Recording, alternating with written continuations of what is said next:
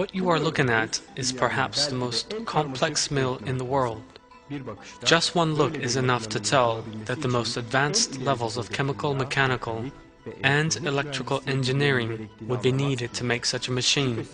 There is no doubt that someone seeing such a machine would wonder about the manufacturing company and the people employed by it, and would seek to obtain information about them. You may never actually see it, but this giant machine, with its flawless system, has been around on Earth for hundreds of millions of years.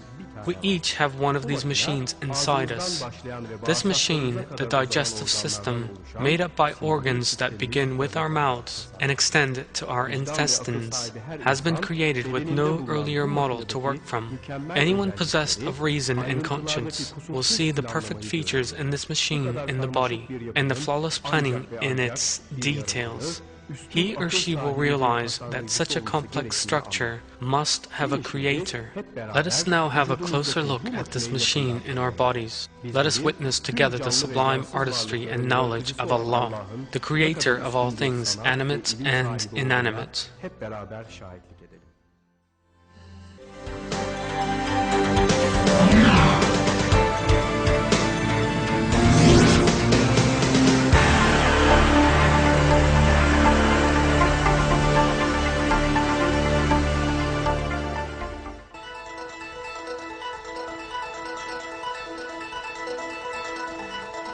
The beginning of the mill. In this compartment, substances that enter the machine are crushed, broken down, and softened. The part of our body that corresponds to this compartment in a mill is the mouth. The teeth in our mouths have been specially created to grind and break down what we eat.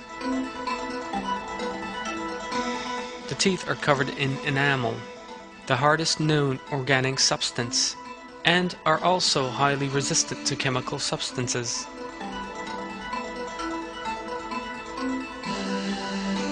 Every tooth is shaped according to its job. The front teeth, for example, are sharp and tear food apart. Canine teeth are pointed and tear and break up food. The molars have been created to grind foodstuffs.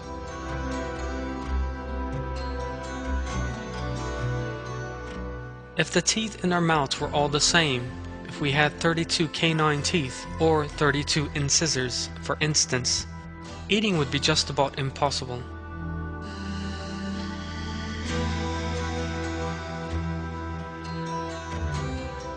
Another example of the structure in our teeth is the way they are arranged in our mouths. Every tooth is in just the right place. The incisors are in the front, and the molars are in the back, right where they are needed. If these were to change places, they would again become completely functionless. There is also a flawless compatibility between the upper and lower teeth, which are completely independent of one another. The teeth in both areas have been created in such a way as to fit one another when the jaw is closed.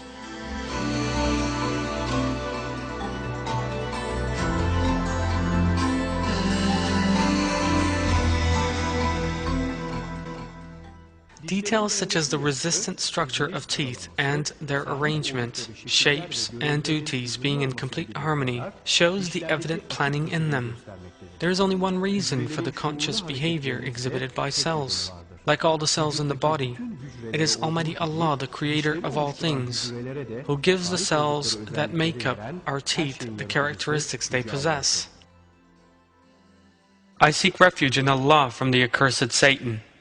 He is Allah, the Creator, the Maker, the Giver of form. To Him belong the most beautiful names. Everything in the heavens and earth glorifies Him. He is the Almighty, the All-Wise.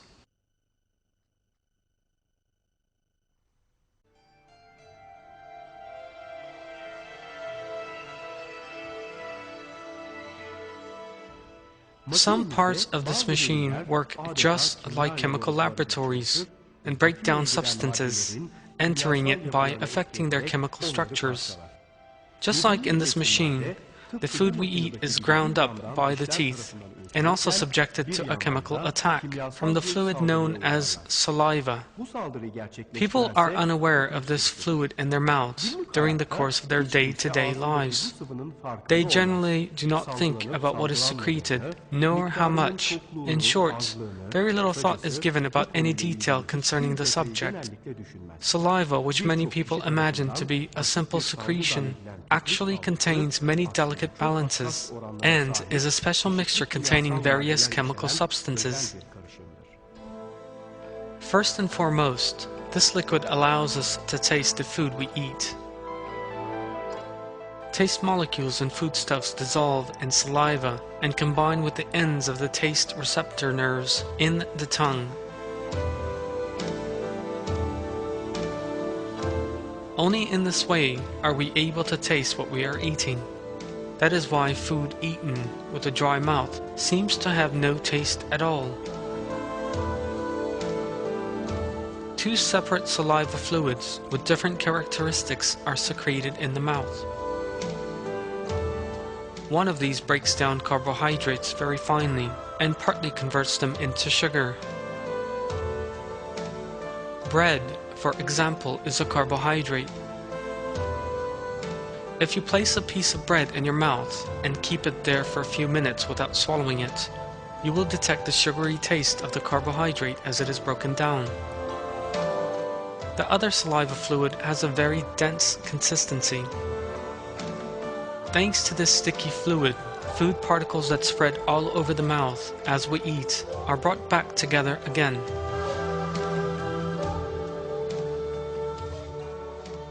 What would happen in the absence of saliva? Because of the dryness in our mouths, we would, of course, be unable to swallow what we ate, or to taste it, or to speak properly. We would be unable to eat any solid food, and would have to make do with liquids. That would be a rather uncomfortable state of affairs.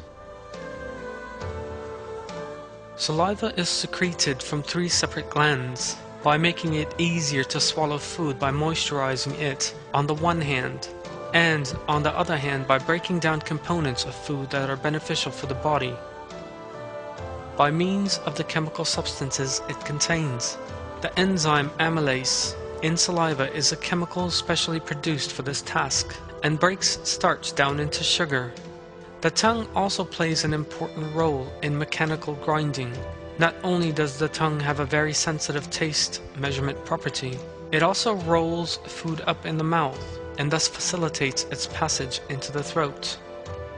There are some 10,000 taste buds on the surface and sides of the tongue.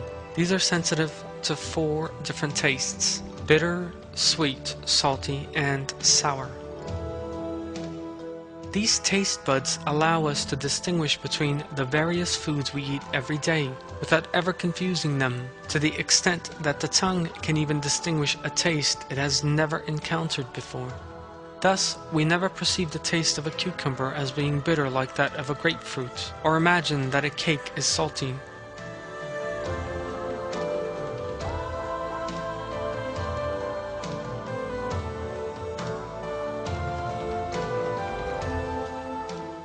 Moreover, taste buds perceive the same taste and the same food in billions of people. The concepts of sweet, salty, or sour are the same for everyone. Some scientists describe this ability of the tongue as an extraordinary chemical technology. What would happen if there were fewer taste buds in the tongue? Then we could never taste the food we eat. We would have no idea of the taste of something sweet, or of meat, or of any other foodstuff. Whatever we ate, it would all taste the same. Eating would no longer be a pleasurable blessing, but would become a task we had to perform in order to stay alive. Yet that is not the case. By the help of special taste buds in the tongue, we are able to distinguish the flavors of everything we eat. That allows us to take pleasure from eating.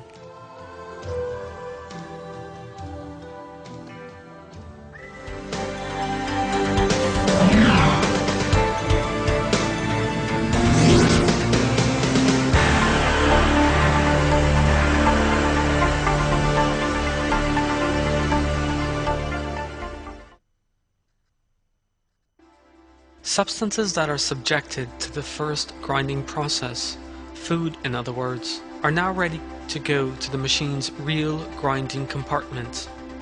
However, the pathway divides into two in the place where they will have to make that passage. One of these paths leads to the grinding machine and the other to the machine's ventilation unit. If these substances were to go to the wrong place, the ventilation unit would break down and the machine would come to a halt, never to function again. Yet such a thing never happens because the precautions to prevent it have been taken.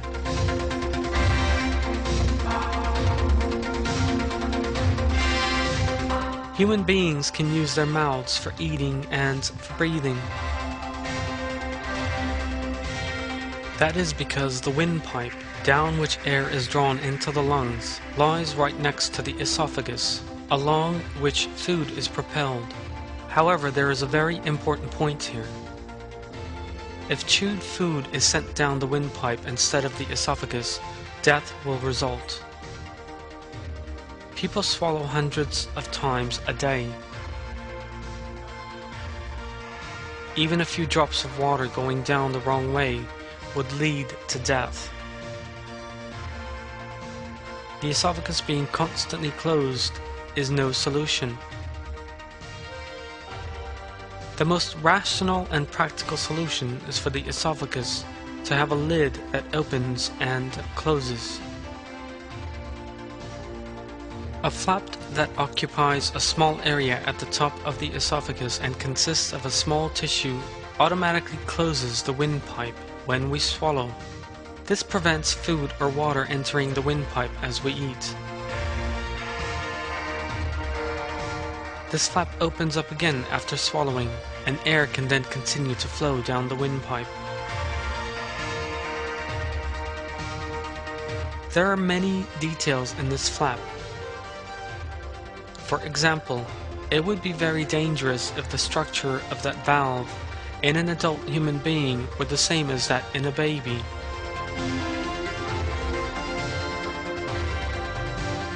The valve in babies operates very differently to that in adults. It is higher up in babies, allowing the baby to suck its mother's milk while breathing. That is why babies are able to cry and suckle at the same time, without choking.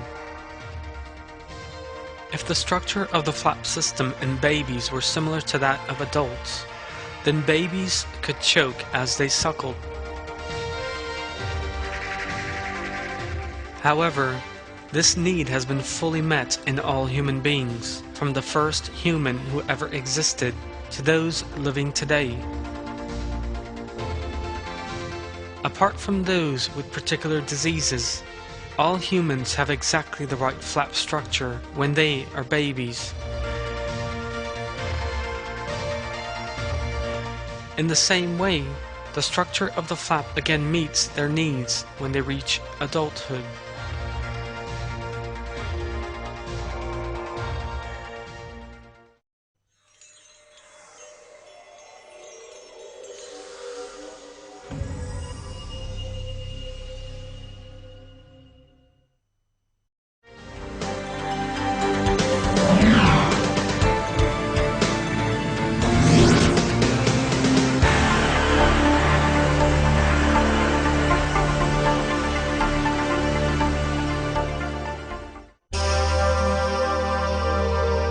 The machines in our bodies have highly detailed structures intended to serve specific purposes.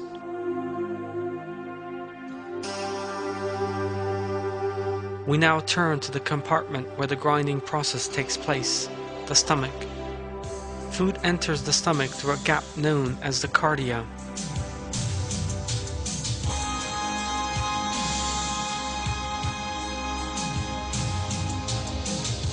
Contractor muscles in this space that joins the esophagus to the stomach work like a valve and prevent half-digested food returning to the esophagus.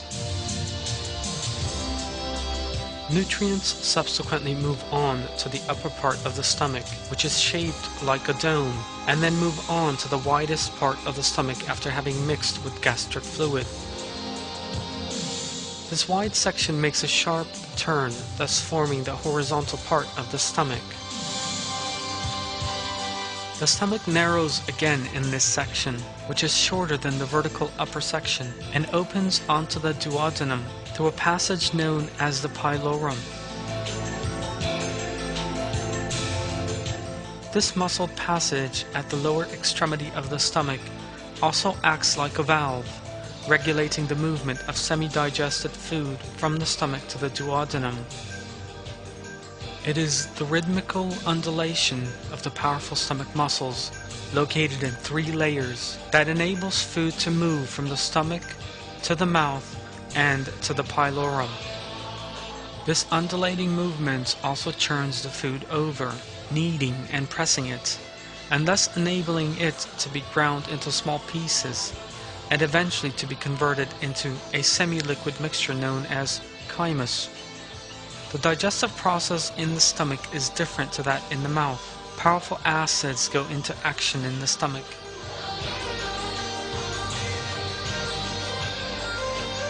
As soon as the food descends to the stomach from the esophagus, cells on the stomach surface begin secreting a fluid known as gastric acid.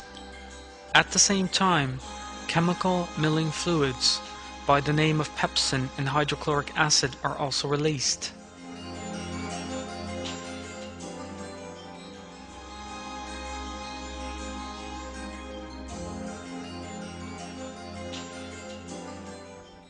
These acids in our machine are strong enough even to digest a razor blade.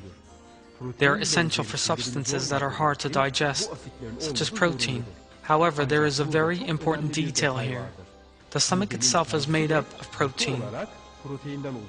So how is it that an acid capable of digesting a razor blade does not damage the stomach? This is another example of the matchless creation in the human body.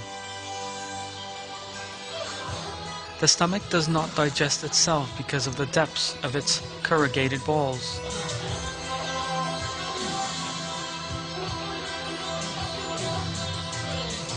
There are cells with different properties in the deep folds of the stomach walls. These operate in great harmony, some secreting acids, the other giving off a sticky fluid.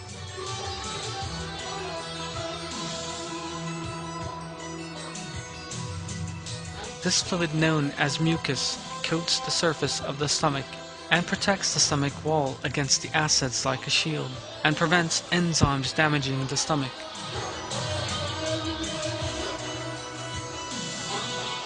In addition to destructive enzymes, mucus also prevents infectious viruses and other microorganisms from entering the stomach, as well as acting as a lubricant that make it easier for food to move along inside the channel. How do these processes take place, and how does this protective environment in the stomach come about? Could the cells in the stomach have spontaneously decided to produce these protective substances, and in some way have discovered their chemical formula? That is, of course, impossible. Then again, let us just consider what the cells would need in order to do such a thing. In order to produce the substance required for digestion, various cells would first have to be aware that food needed to be digested. Those same cells would have to know that a substance such as acid was required for digestion to take place. Later on, the cells would have to discover the most appropriate acid formula and engage in production in the light of that. In order to produce a protective substance, various cells would first have to determine that this acid could damage the stomach itself, and then examine specimens of that acid in a laboratory and develop the formula that would neutralize the effect of the acid. That acid is so powerful that even one single drop can burn a giant hole in a carpet. For that reason, we must not forget that any error in the formula would result in the stomach being dissolved by its own acids.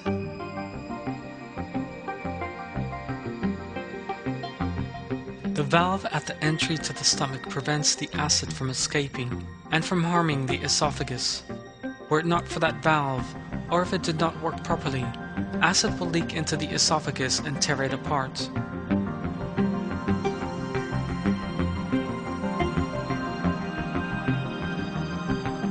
Indeed, in diseases such as gastritis and ulcers, the mucus layer does weaken, and serious damage can be inflicted on the lining of the stomach. Naturally, the formation of the substances that so balance one another in the stomach is far more complex than the summary provided here. Even the regulation of these substances' chemical formulas is a major phenomenon all by itself. There is, of course, no possibility of a cell establishing chemical formula, bringing them together, and thus producing a chemical substance. It would be completely irrational to maintain that a cell consisting of unconscious atoms possessed such intelligence and abilities. Furthermore, even if we did exceed the bounds of reason and logic by assuming that the acid in the human stomach did emerge in such a way, there can still be no question of waiting for the substance that will balance it to emerge over the course of time. This is because acids, strong enough to melt a razor blade, would quickly destroy the stomach. It would be impossible for acids to remain unchecked in the stomach for even 2 to 3 days, let alone millions of years. Bearing all this in mind, we are confronted by one inescapable fact. The coexistence of the acid and the mucus that protects the stomach against it is just one of the countless examples of the order and perfection in Allah's creation. Allah has created the human body as an integral whole with a flawless structure.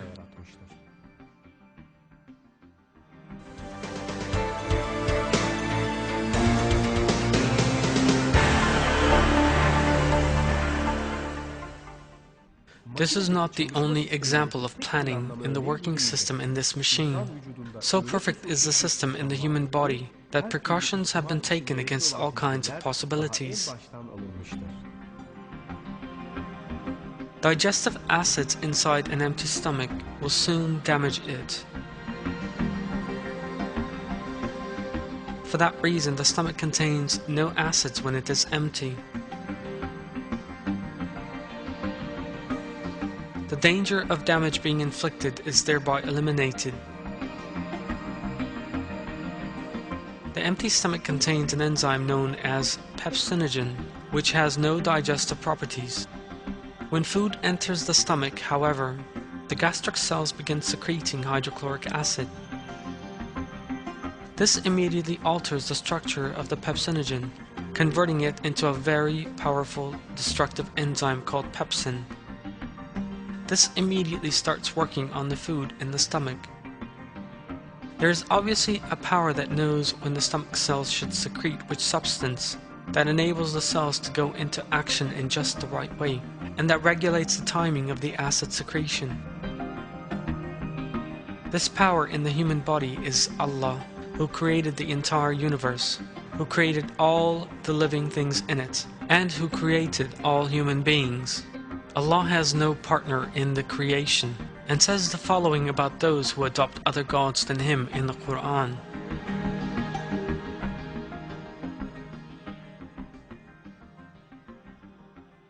I seek refuge in Allah from the accursed Satan. Do they make things into partner gods which cannot create anything, and are themselves created, which are not capable of helping them, and cannot even help themselves?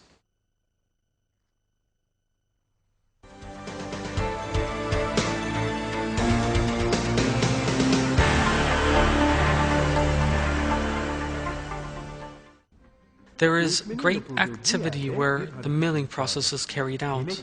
Enormous hustle and bustle begins in your stomach shortly after you eat anything.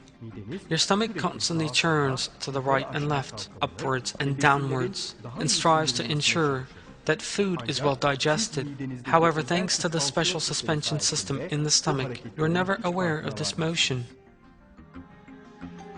The stomach muscles are arranged in 3 separate directions. This means that the stomach is easily able to move up, down, and diagonally. Food thus makes better contact with the gastric juices. However, movements of this kind always bring a danger with them: friction. The systems in our bodies are not limited to digestion. There are other systems and machines alongside the machine under discussion. It is essential that this movement and the friction resulting from it should not damage these systems. The stomach is an organ lying more or less alongside the intestines. Its constant motion will mean friction against the intestines, something that could lead to serious problems for human health. Naturally, a precaution has also been taken against this danger. The outermost layer of the stomach is coated with the membrane known as the peritoneum. A viscous fluid released by this membrane performs a function that can be described as the external lubrication of the stomach and intestines, oiling these organs and thus preventing them from being damaged by rubbing against one another.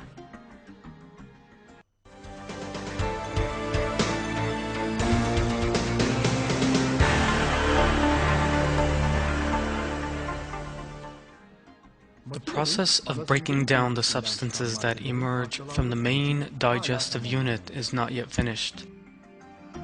Food that has been turned into the consistency of a water paste in the stomach is forwarded through a one-way valve to the duodenum and from there to the small intestine.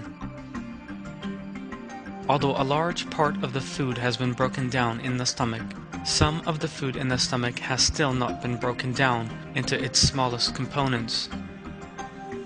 These foods that leave the stomach without having been fully digested shortly afterwards reach the small intestine. Fats, for example, are difficult to digest because they are large molecules and are not soluble in water.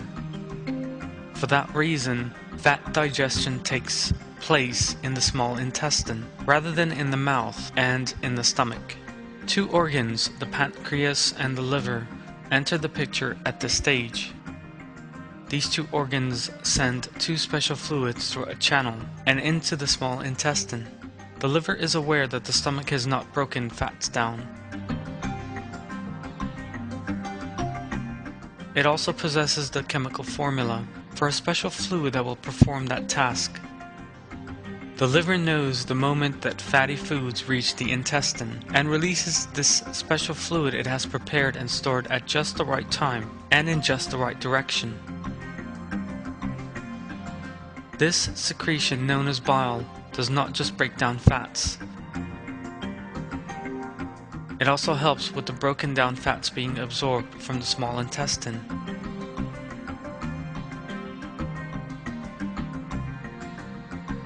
In addition, it contains special chemical compounds that enable vitamins to be absorbed from the intestine. What is more, it is an antiseptic that kills harmful bacteria in the intestine.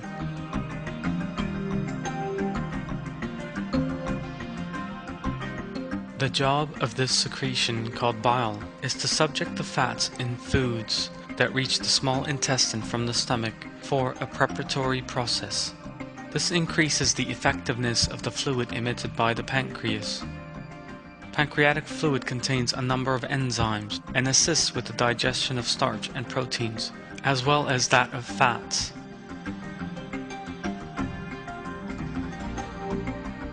The mucosa that line the inner surface of the small intestine contain a large number of small secretory glands. The various enzymes in the intestinal fluid released by these glands play an important role in the digestion of those foods that have still not been sufficiently broken down.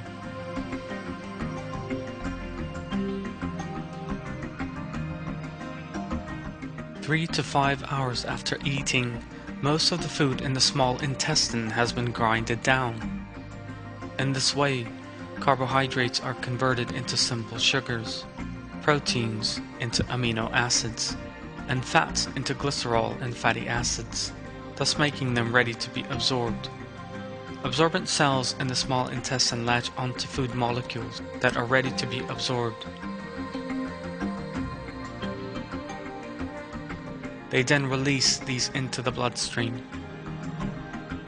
No nutrients apart from water are left in the food that is now about to leave the small intestine. They've all been absorbed.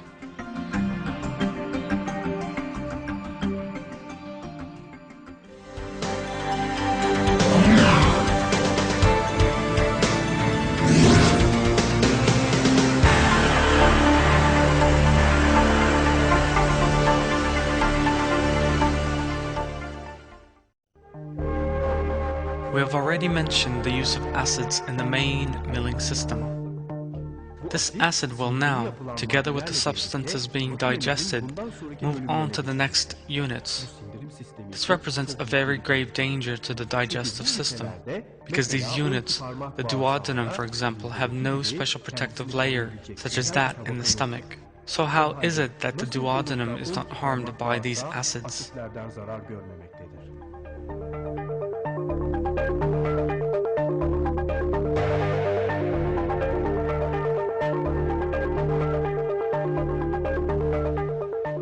When the level of acids reaching the duodenum with food from the stomach reaches a dangerous height, a hormone known as secretin starts to be released by the cells in the intestinal wall.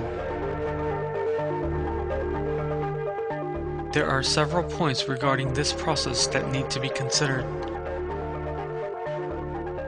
First, the hormone secretin that protects the duodenum exits in the cells on the surface of the intestine in the form of prosecretin. Under the acidic effect of digested food, this hormone turns into another chemical substance, secretin, and this hormone eliminates the harmful effect of the secretions. Second, the hormone secretin arrives at the pancreas by the way of the bloodstream and instructs the pancreas to release enzymes.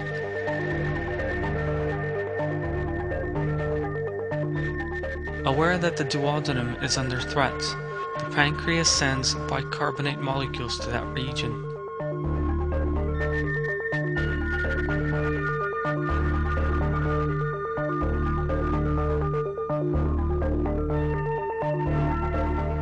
These molecules neutralize the gastric acid and protect the duodenum.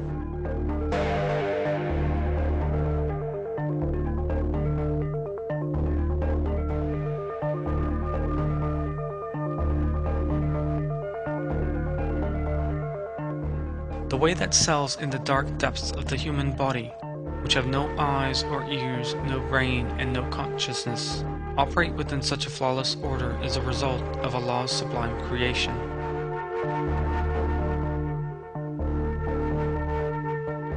It is Allah, the Omniscient, who creates the cells and the properties they possess.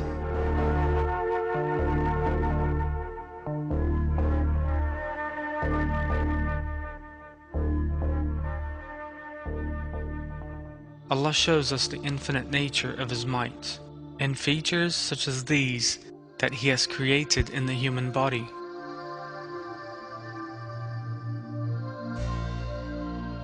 The digestion of everything we eat is completed in the small intestine. The final stage of digestion, however, is the absorption of digestive products for distribution to where they are required in the body.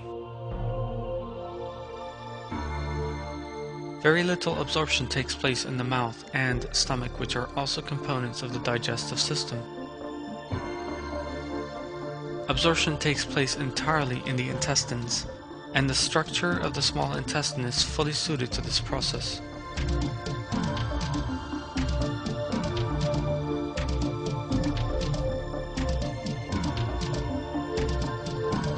The interior surface of the small intestine is highly corrugated and contains microscopic pumps. These pumps are absorbent cells which trap nutrients needed by the body and pump them to the blood vessels to which they are connected. Thanks to the corrugated surface of the intestines and the micropumps in it, the small intestine has a very large surface area. So large, in fact, that it can reach up to 300 square meters in adults.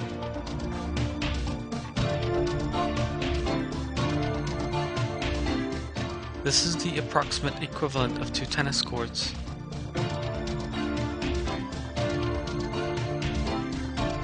Digestion of nutrients takes place in this large area.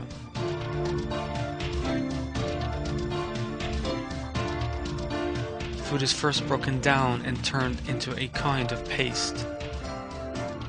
This is then spread over the inner surface of the intestine in such a way as to cover it entirely in a very thin coating. The cells are thus easily able to extract all the nutrients from the food.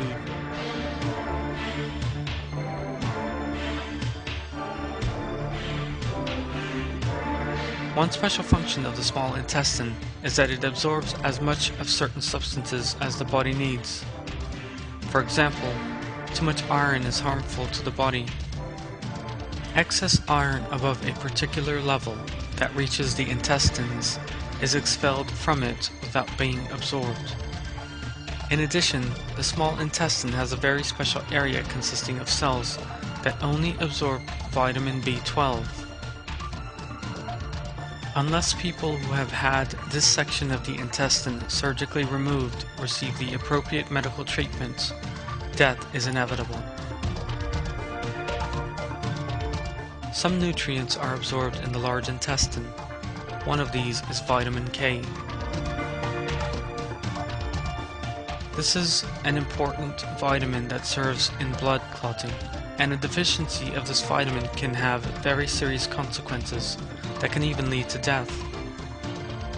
However, in nature, vitamin K is not found in the form needed by the human body.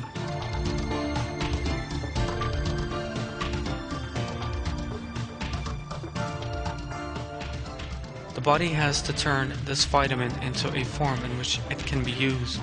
In other words, it has to refine it. So, how is it that people do not die of vitamin K deficiency?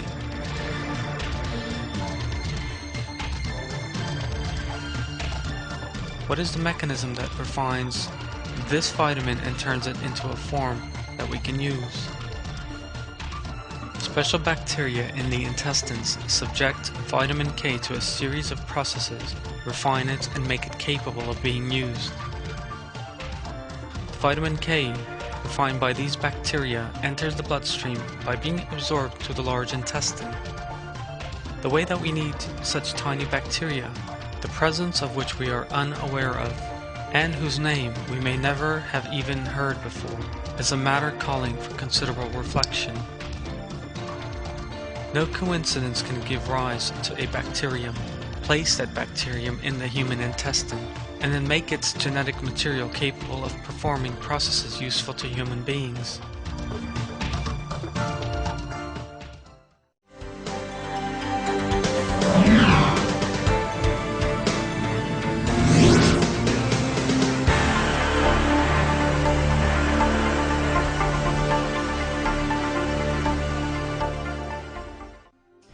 It is next to impossible for a person to identify mineral salts and powdered metals when chemical substances are laid out before him. No one who has not received training in the field can tell iron apart from zinc just by looking at them. Neither is it possible to tell which substance will benefit the body and how much of which ones is needed at that particular moment. Human beings cannot distinguish between these substances, though the cells in their intestines can do so without the slightest difficulty. As we have seen, the possession of intelligence and consciousness is not enough to be able to tell chemical substances apart. Detailed information on the subject is also essential. That being the case, how did the intestinal cells come by that information? How do the trillions of cells in the human body determine which chemical is lacking and which there is too much of? And how do they know how to put the matters right? Cells consisting of combinations of atoms cannot be regarded as possessing any will of their own. This information has obviously been specially placed inside them. It is also obviously impossible for such a glorious process to come about by chance or from any other effect. This goes to show that there is a superior power that bestows the consciousness that cells exhibit upon them, and that power is Allah, the creator of all things. It is Allah who shapes them within a specific order. I seek refuge in Allah from the accursed Satan. He is the originator of the heavens and the earth. How could he have a son when he has no wife? He created all things, and he has knowledge of all things. That is Allah, your Lord. There is no God but Him, the Creator of everything. So worship Him. He is responsible for everything.